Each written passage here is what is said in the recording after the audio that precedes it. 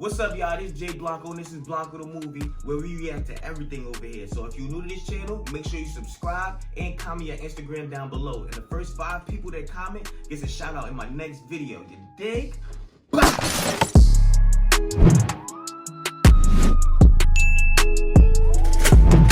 What's up, y'all? It's Jay Blanco, and I'm back with another video. And today, we got like a different little segment. You know what I'm saying? Like, I feel like there's a lot of cop interactions going on nowadays that people don't be knowing their rights or how to deal with certain situations. So I came across this channel, and this channel really, like, it helps you. It shows you, like, it teaches you the law in a cool way. You know what I'm saying? So we gonna get right into this.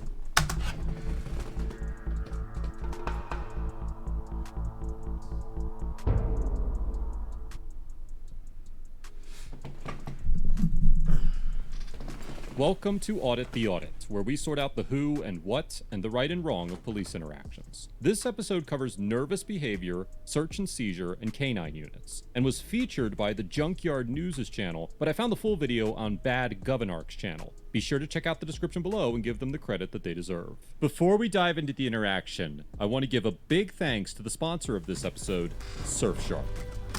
Alright, we're gonna have to skip through Surfshark.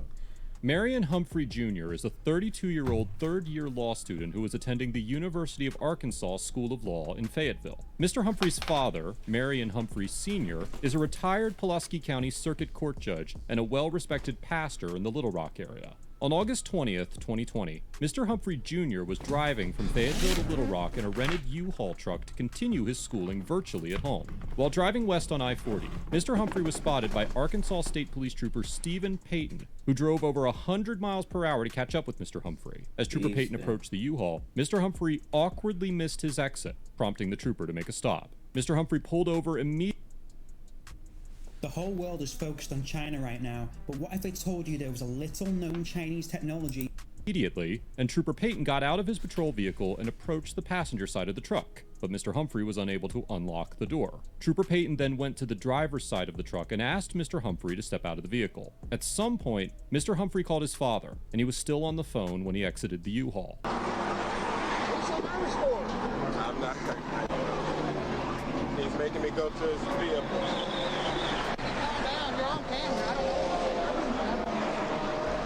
You almost wrecked your truck, so I'm checking. Here's something over here. You put your hand down. What? Where are you headed to? I guess that I'm going to Little Rock. And, what's that? I wanted to stop a night here. Okay. But I'm going to Little Rock. So you're not going to stay here now, or? I do want to stay here. Daddy, I missed the turn, and now I need to figure out how I get on back here to 81. I can give you instructions. Where are you coming from today? From Fayetteville. Oh, okay. What do you got? What are you going to Little Rock for? You live in Little Rock? That's where I live. Oh, okay. What's going on in Fayetteville? That's where I go to school. They be asking all these questions, man. Are you going to school there this fall? Yes. But all of my classes are remote, so I'm moving back home. And my parents didn't want me to stay tonight because of COVID-19. I'm going to be in the house. Staying in another place for 2 weeks, but I can't move into that. Okay. I'm staying into another apartment near my parents. Why don't you just go all the way to Little Rock today? Because I can't move in tonight. So what's in here? You like your furniture and stuff? Everything. Okay. Alright, hang tight right there with this second, okay? You still nervous? You still look nervous? Still nervous. Is there anything illegal in there or anything? Not at all. You got no guns or drugs? Not anything in there. Okay. Alright, nothing to be nervous about. You're not even gonna get a ticket. Okay. You're not. Hang tight.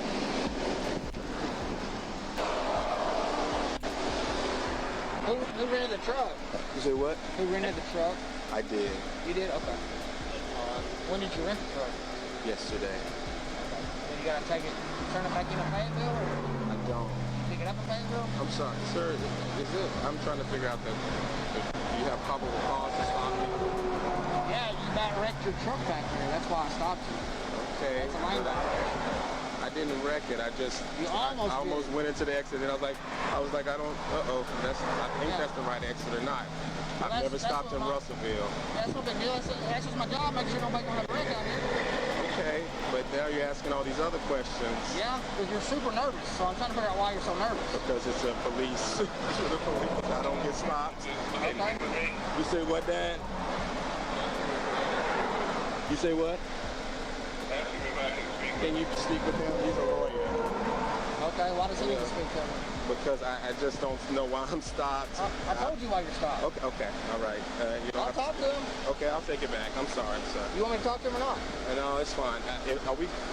What I need to do? Okay. Well, is there anything illegal in here? Nothing.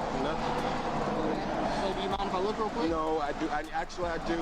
We can't. You do mind? Yes. Okay. What if I bring a dog out here? No, I can't do. It's like you said Bring a it dog? doesn't have anything to do with the potential wreck. Okay, so here's how it works. I get problems. I'm just tuned in right now. Like, I feel like a lot of people don't always get in these type of situations. I've been in these type of situations many and many times before. You know what I'm saying? But videos like this can kind of get you in familiarity, if that's even a word, with like how the cop deals with majority like black people. I'm not even gonna, you know what I mean? How a cop deals with black people when they pull them over, and like the do's and the don'ts, and how they can go left, and what makes things go left, or whatever like that. But we gonna continue to watch this. Cause to stop you, I did that. When I get up here and make contact with you, you are super nervous. Your hands are shaking, they're still shaking. Your voice is shaky. So then that makes me suspicious that it's more than just you missed your exit.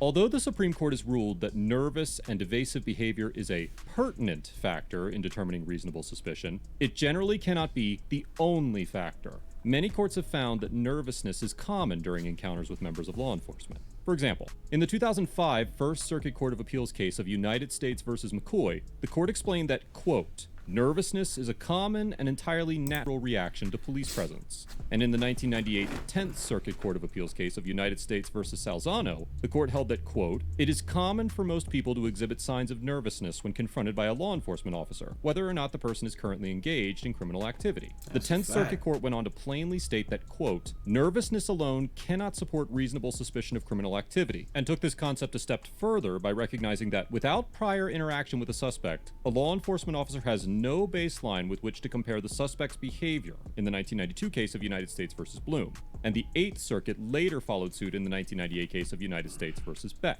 The general consensus among the courts is that nervousness is a common reaction to being stopped by the police, and nervous behavior must be accompanied by other suspicious factors in order to satisfy the reasonable suspicion standard. It is important to note that this concept has not been universally accepted in all courts, and I am merely highlighting a trending consensus rather than an established precedent. However, the Supreme Court has routinely held that reasonable suspicion must be built upon a series of behaviors which, taken together, form a suspicious circumstance. It is highly unlikely that Mr. Humphrey's nervousness would grant Trooper Payton the authority to investigate beyond the initial traffic infraction, but the trooper continues to insist on conducting a search. Good to know information. My mom does not want me to be driving at night, and that's why you gotta know this stuff. Like, so I feel like this is like valuable information, like, because people really don't know their rights. Like, they feel like they do, but they really don't know their rights. Really don't know, like, how much they comply into when in these different type of situations, and how much like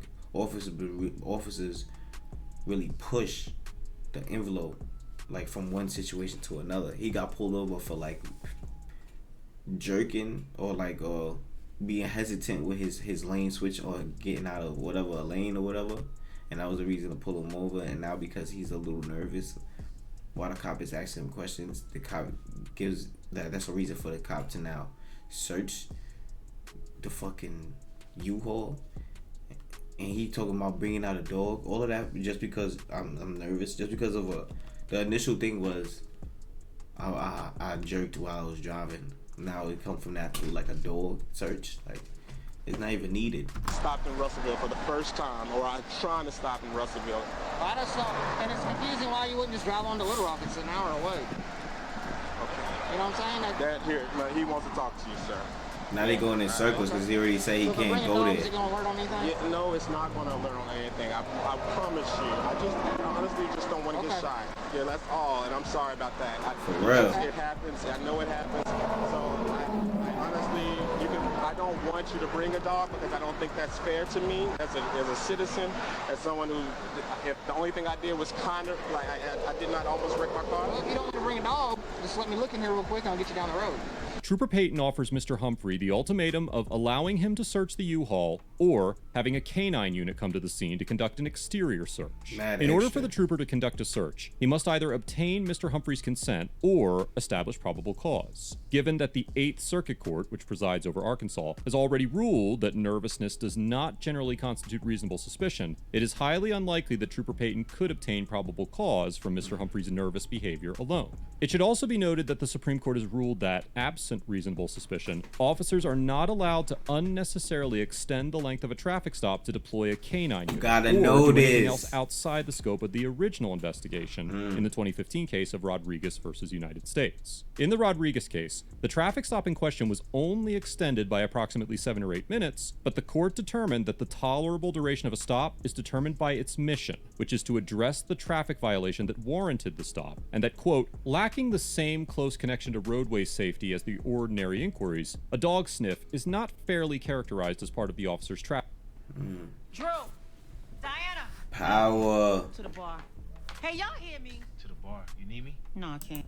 Traffic mission. After being presented with the choice of allowing the trooper to search or introducing a canine unit into the encounter, Mr. Humphrey reluctantly agrees to allow the trooper to search, but Trooper Payton decides to wait for the canine unit anyway.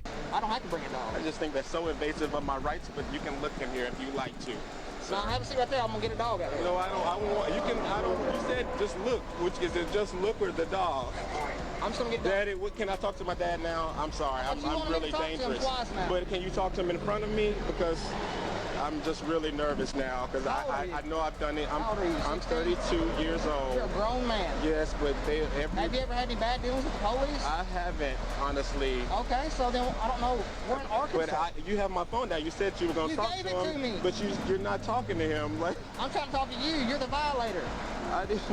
You said I don't even have anything worth a ticket, so you don't have probable cause to give me a ticket, but you have probable cause I to do stop have me. probable cause to give you a ticket. I can write you a ticket if you want one. Have a seat right there and talk to your dad a minute. I'm gonna get the dog out here. He's getting the dog out. There's nothing in Mad extra. That's crazy. That's Mr. crazy. Humphrey and Trooper Payton wait for nearly 20 minutes before a canine unit arrives and does a sweep. The whole point of not getting searched is not having to, even if you don't got nothing, the whole point is not having to wait there. That's like a mad inconvenient for your time to be sitting on the side waiting for this, even if you didn't call the dog out. For him to have to go through all of that, even my car, like any car, for the people to have a cop to go through it and be searching it to try to find something while you're sitting on the side is always going to take 20 to 30 minutes. Like, it's mad extra. Then they got to call more cops on site to watch you on the side while they search your car. Like, it's just annoying. Of the vehicle. The dog alerts in several areas, and Trooper Payton handcuffs Mr. Humphrey and places him in the back of his patrol car. The officers search the entire U-Haul, including the loading box full of Mr. Humphrey's belongings, for over an hour. They eventually resorted to taking apart a set of roadside emergency reflectors they had found in the cab of the U-Haul and questioned whether the sand inside them, which is designed to add weight to the reflector, was actually some type of narcotic. During the search, the canine officer assured the other officers that the dog had alerted over 10 times, but this assertion brings the accuracy of the dog into question.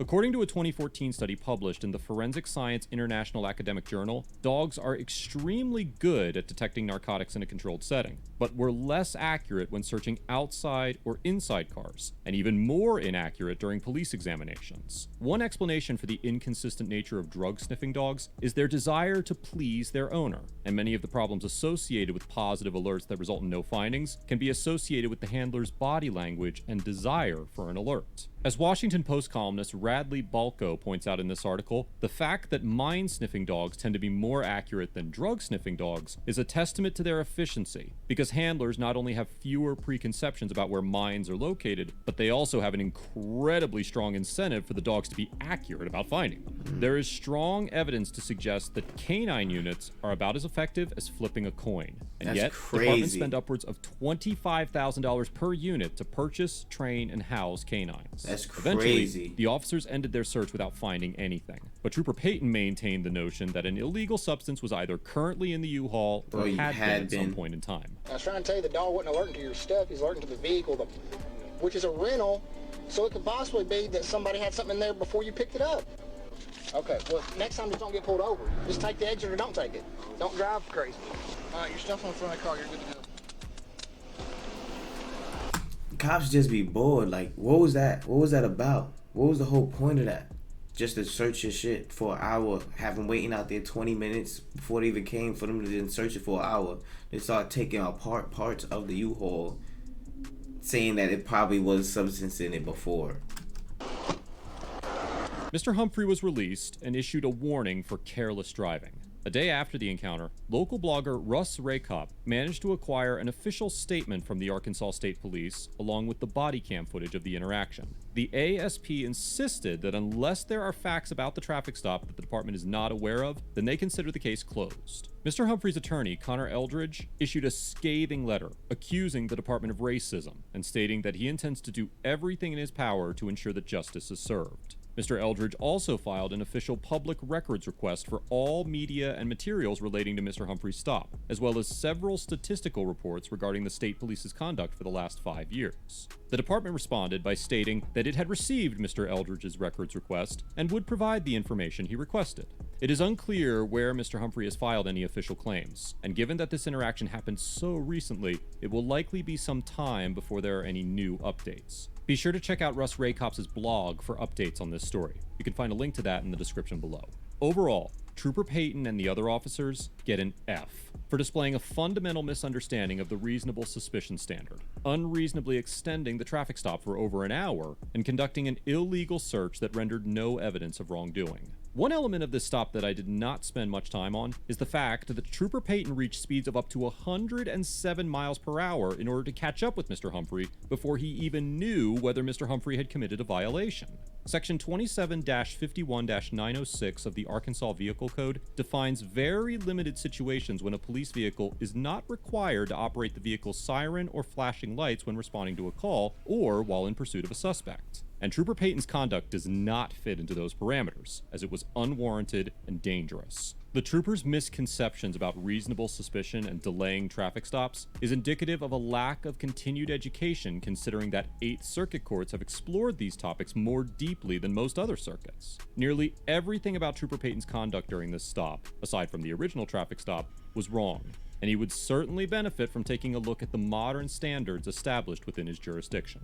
Mr. Humphrey gets a B+, because although he maintained a relatively calm demeanor and remained compliant throughout the interaction, he also neglected to invoke his right to remain silent, and ultimately consented to Trooper Payton searching the truck. Mr. Humphrey allowed his emotions to get the better of him, and much of his conduct was dictated by the fear of what the officers might do. That fear was partially realized when the officers escalated a lane violation into a full-scale search of his vehicle, and it is difficult to fault him for having an emotional reaction to Trooper Payton's conduct. However, Mr. Humphrey's distraught attitude ultimately led to him granting Trooper Payton consent to search out of fear of the K-9 unit. Mr. Humphrey also made no effort to record this interaction, despite having access to a phone. And although his father is a lawyer, having a recording of the stop would likely prove more beneficial in the long run. This interaction demonstrates the importance of maintaining composure during a police interaction, and not allowing fear to compromise your innocence. It appears as though Mr. Humphrey intends to hold the officers accountable, and I commend him for following up this interaction with the proper legal action.